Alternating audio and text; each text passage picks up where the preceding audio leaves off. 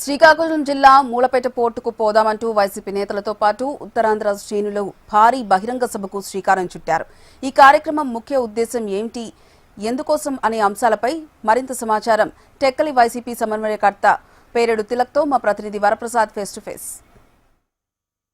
YCP నేతలు పిలుపు మేరకు ఈరోజు మనం మూలపేట పోర్టు వద్ద ఉన్నాం. మూలపేట పోర్టుకు సంబంధించి టెక్కలి నియోజకవర్గ వైసీపీ సమన్వయకర్త పేరెడు తిలక్ గారు ఉన్నారు. ఆయన అడుగుదాం, సార్ ఈ కార్యక్రమం తనకు ముఖ్య ఉద్దేశం ఏమిటి? ఎందుకంటే మూలపేట పోర్టు మేము మా హయాంలో అయ్యామని చెప్పి కోట ప్రభుత్వం చెప్తున్నారు. మీరు 70% మీరు ఇచ్చారని అంటున్నారు. ఇది ఎంతవరకు నిజం, ఏంటి పరిస్థితి చెప్పండి. మీ అందరికీ తెలుసు, చంద్రబాబు నాయుడు క్రెడిట్ చోరీ నాయకుడు. 4 సార్లు ముఖ్యమంత్రి చేసిన చంద్రబాబు నాయుడు గారు, ఈ 4 పర్యాయాలు ముఖ్యమంత్రి చేసిన చంద్రబాబు నాయుడు గారు ఈ జిల్లాకు ఒక్క మంచి పని కూడా చేయలేదు. ఎవరు చేసినా అది నేనే చేశానని విశ్వప్రచారం చేసుకుని తిరిగే నాయకుడు.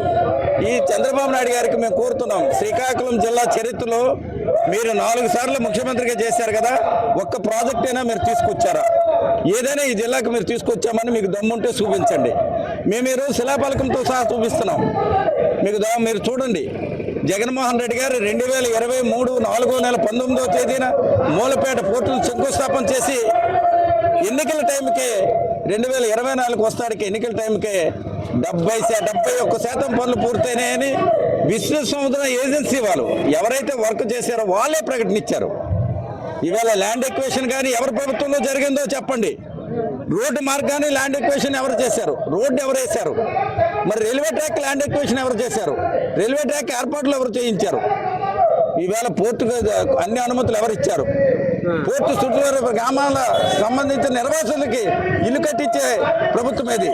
అధికారికంగా మీకు దమ్ముంటే జగన్మోహన్ రెడ్డి గారి ప్రభుత్వంలో చేయలేదు, మేమే చేశామని మీకు దమ్ముంటే చూపించమంటున్నాం.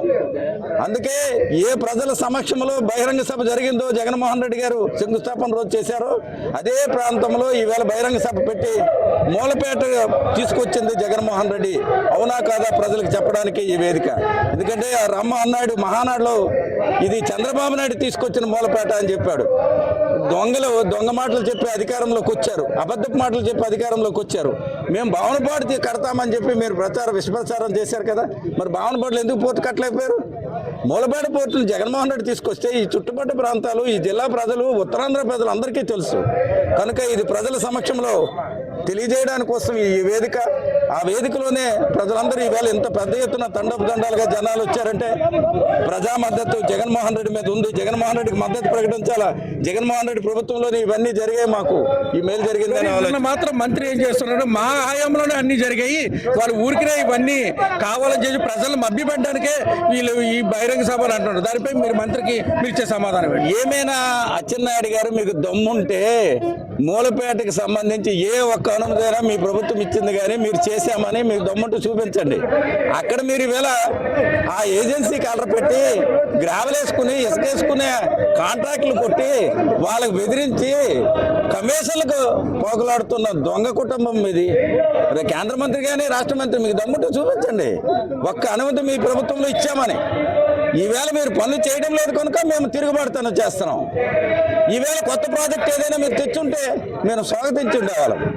ఈవేళ ఇక్కడ మళ్ళీ రియల్ ఎస్టేట్ వ్యాపారం చేయడానికి 36,000 ఎకరాలు మీరు ప్రయత్నం చేస్తున్నారు. అది తప్పు అంటున్నాం. ఈ జిల్లా వ్యాప్తంగా పెట్టండి ప్రాజెక్టులు, మేము స్వాగతిస్తాం.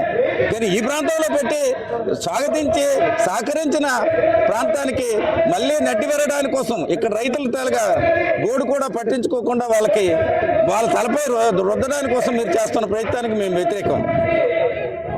విన్నారు కదా. ఎందుకంటే ఒక్క ప్రాజెక్ట్ మీరు తెచ్చారా ఏమిటి?